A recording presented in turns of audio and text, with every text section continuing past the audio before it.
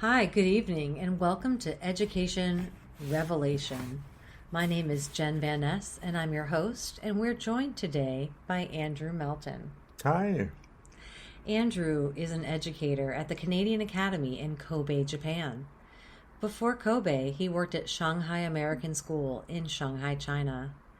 He also worked in Lima, Peru, and in Marrakesh, Morocco. Mr. Melton brings an extensive range of experience and education to the table and to our conversation today. So, Andrew, today we're going to talk about how changes can occur through major events in history that can permanently alter the course of things to come. So, I'd like to talk a little bit about the pandemic and some of the outcomes of the pandemic. So, as we know, the pandemic has reshaped the future of education, and not only did students and teachers transition from what I like to call chalkboards to computer screens, but the pandemic tested basic ideas about instruction, attendance, testing, funding, the role of technology, and the human connections that hold it all together. Can you talk a little bit about that? I think we're definitely going through a period where technology is changing everything, and that period may last indefinitely. Technology is always changing things. I think the pandemic forced us to physically be separate, but we could still connect thanks to video technology, and in some ways, we may never go back to the old ways of doing things. We can see each other from our own homes or classrooms. Teachers can talk to parents without the parents leaving their homes. And music teachers can hear a student play the trumpet while that student is at home or in a practice room. It goes on and on. So it's just an endless list of, does the technology allow us to connect and do the learning that we've always known is important without physically being together? Yeah, that's a really great point. I think there are definitely silver linings, and out of this chaos has arisen an opportunity to really reimagine what schools can look like. So, like we talked about virtual learning, not everyone would agree that it's better than in-person classroom contact hours.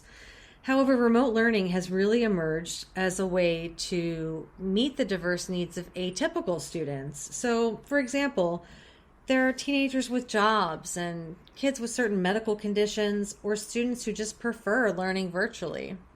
In addition, I think that digital virtual instruction has paved the way for access to courses that aren't regularly taught in the curriculum. So, for example, if you wanted to take Hindi, another school could join in to that class, and that would be possible.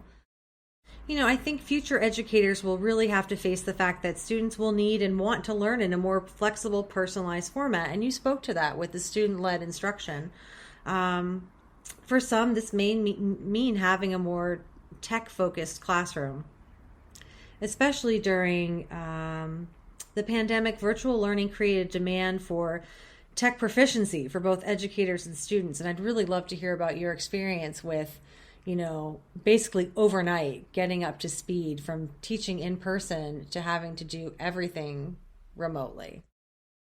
There are meaningful experiences that can happen over Zoom, but those experiences are probably one-on-one or maybe one teacher and 5 or 10 students. But it's hard for the students to do anything together in real time. Obviously, you're not going to play volleyball together if you're not physically together. So a student can do a painting by themselves, but it's all about what is the subject, how many people are involved, can you do it over Zoom or not?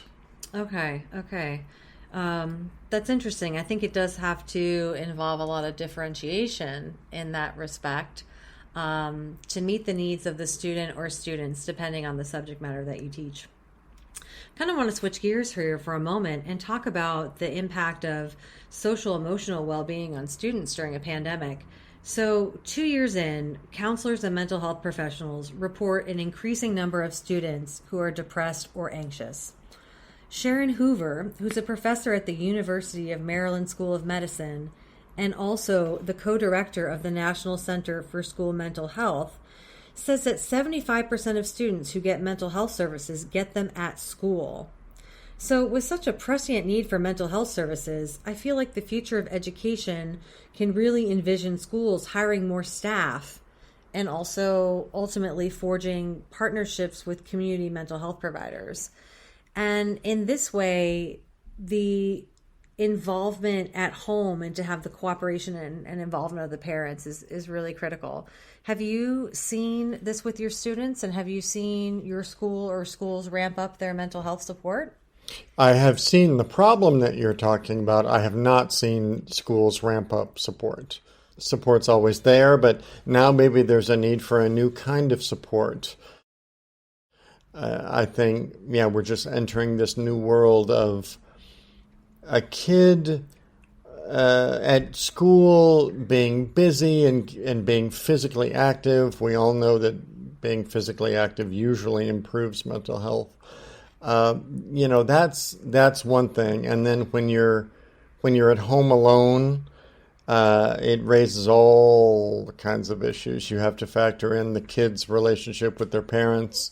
You have to factor in the kids' eating and drinking habits, exercise habits, and so on. So we're entering a realm of a new kind of support. Okay. So I see a future with greater integrated technology and student choice in learning, because differentiation and student engagement are vital to student learning outcomes in both the virtual space and in person. Classroom choice, student choice, and voice in the classroom is critical. So, Andrew Melton, I'd like to thank you so much for your time today and taking these questions. Again, we're with Education Revolution. Thank you so much. Thank you. It's been a pleasure.